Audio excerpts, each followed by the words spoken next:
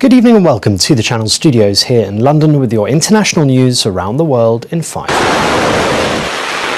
Iran has denied Donald Trump's claim that new talks on ending the conflict would begin on Monday, after the US president called off what he said would have been massive strikes on the country.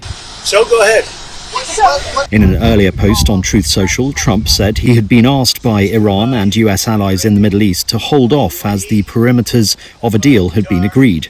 But on Monday, Iran's foreign ministry denied they were negotiating with the US or that there were any plans to do so. It would have been a massive attack.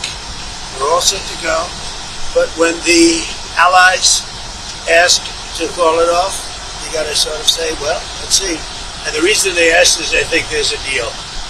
There's a deal on Hormuz, and then there will be a deal on the nuclear, or you might call it the denuclearization of Iran. I call it the denuclearization of Iran.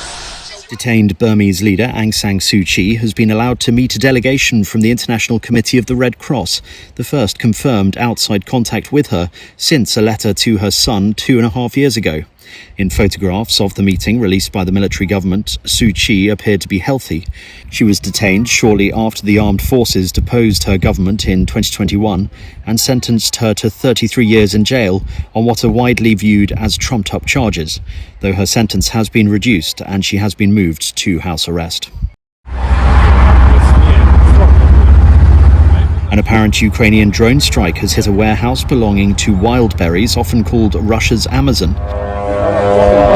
Вот он, пидор, блядь. Склад въебал, пидорас. Video shows an explosion near a warehouse in the Vladimir region, around 112 miles east of Moscow. Wildberries is Russia's biggest online retailer. Its parent group is valued at around $12.6 billion and has been repeatedly hit by Ukraine in recent weeks. Ukraine says the depots are used to supply the Russian military, a claim Russia denies.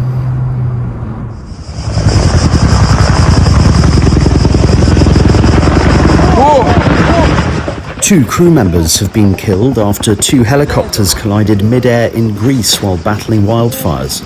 The fatalities were a Danish pilot and a Greek fire service liaison officer.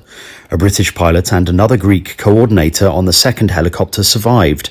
Video of the incident, some 65 kilometers west of the capital Athens, shows one of the two Bell helicopters hitting the rotors of the other, which burst into flames and crashed into a ravine. The other aircraft made an emergency landing. Wildfires have broken out in Greece this week, prompting mass evacuations. Japan and the US have confirmed they have jointly intervened to halt a slide in the yen after it weakened to a fresh 40-year low.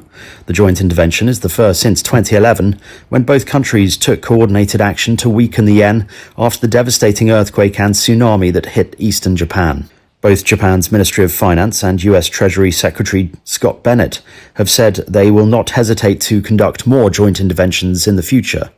It highlights both countries' efforts to prevent a sell-off of the yen and Japanese government bonds from having an impact on the global economy, including potentially helping to push up borrowing costs for Washington.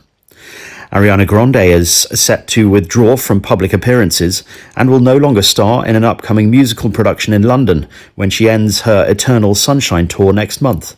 A representative for the US singer told People magazine that she will be taking a step back from visibility when the tour ends, after her appearances led to endless ongoing public scrutiny.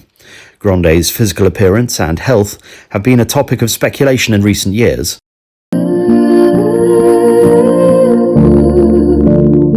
Speculation has increased since the release of her latest album, Petal, 2 days ago, and her appearance in promotional material for it. And that's your international news around the world in 5. Now back to the Channel Studios in Lagos.